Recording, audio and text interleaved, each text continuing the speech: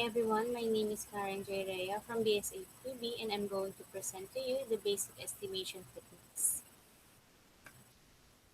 So first, this is the case.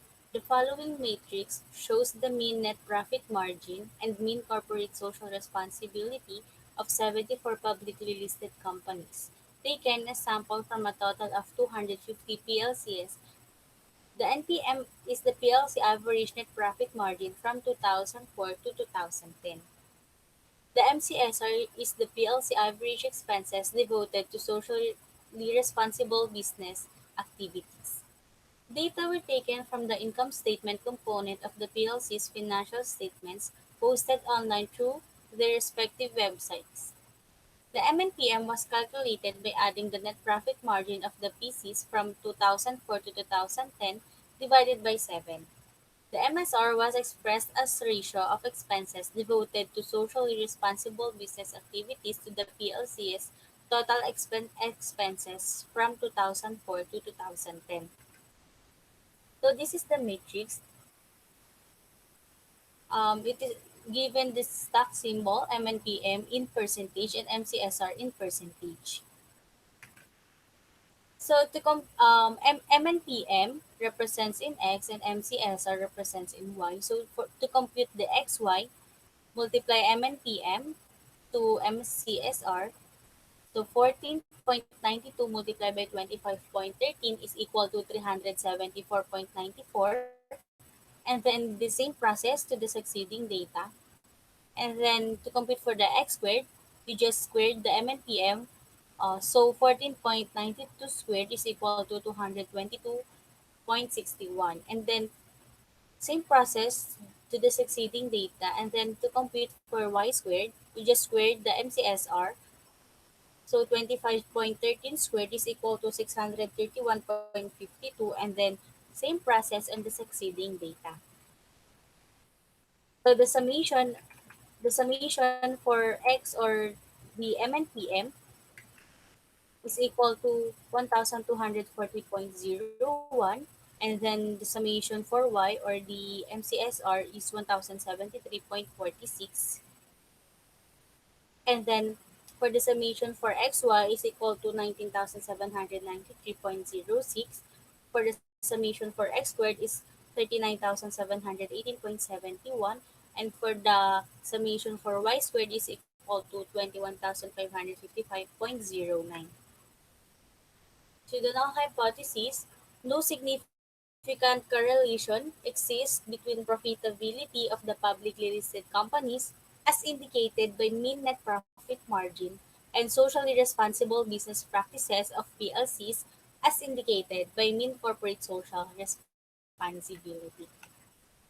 To calculate the coefficient of correlation, or the R is equal to the summation of xy minus n multiplied by the product of mean of x multiplied by mean of y over the square root of summation of x squared minus n multiplied by the summation mean of x squared multiplied by the summation of y squared minus n multiplied by the mean of y squared. So to substitute the formula, 19,793.06 minus 74 multiplied by the product of 16.75689189 to 14.50621622 over the square root of 39,718.71 minus 74 multiplied by 16.75689189 squared multiplied by 21,555.09 minus 74 times 14.50621622 squared is equal to 0.17. Interpret the coefficient of correlation you got into. As a result of my computation, since the value is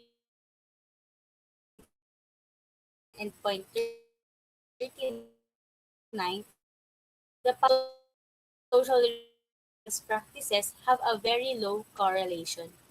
Test for the significance or non-significance of the correlation coefficient R by computing the t-statistic. So to compute the t-statistic, t is equal to r squared of n minus 2 over 1 minus r squared. To substitute the formula, t is equal to 0.17 square root of 74 minus 2 over 1 minus 17.17 squared.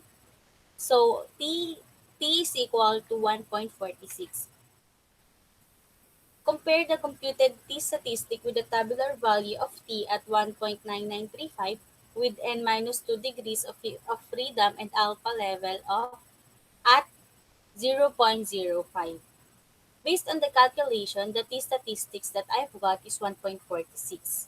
So if we're going to compare it in the given tabular value of t at 1.9935, which is higher than 1.46, therefore it indicates that there is a correlation between MNPM and MCSR. Then we will accept the null hypothesis. Apply the decision rule.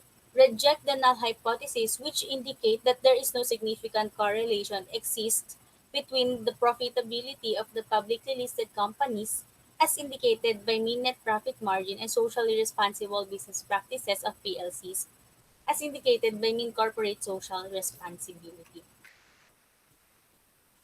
Since there is a low correlation between the profitability of the PLCs as indicated by MNPM and socially responsible business practices of PLCs as indicated by MCSR, we need to reject the null hypothesis.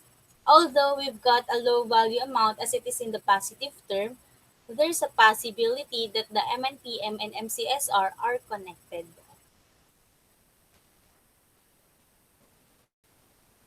So this is the graph using a scatter diagram. And then derive the simple regression model y is equal to a plus bx.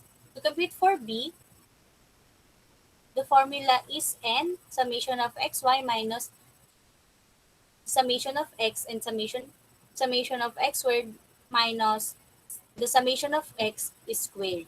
It is equal to 74 multiplied by 19,790.42 minus 1,240.01 times 1,073.56 over 74 times 39,718.71 minus 1,240.01 squared. So B is equal to 0.095. To compute for A is equal to summation of y minus b summation of x over n. So A is equal to 1,073.56 minus 0.095 multiplied by 1,240.01 over 74. So A is equal to 12.92. Y, y is equal to A plus bx. So y is equal to 12.92 plus 0.095x. Draw a trend line in the scatter diagram. So this is the trend this is the trend line using in the scatter diagram that I showed a while ago. And that would be all. Thank you.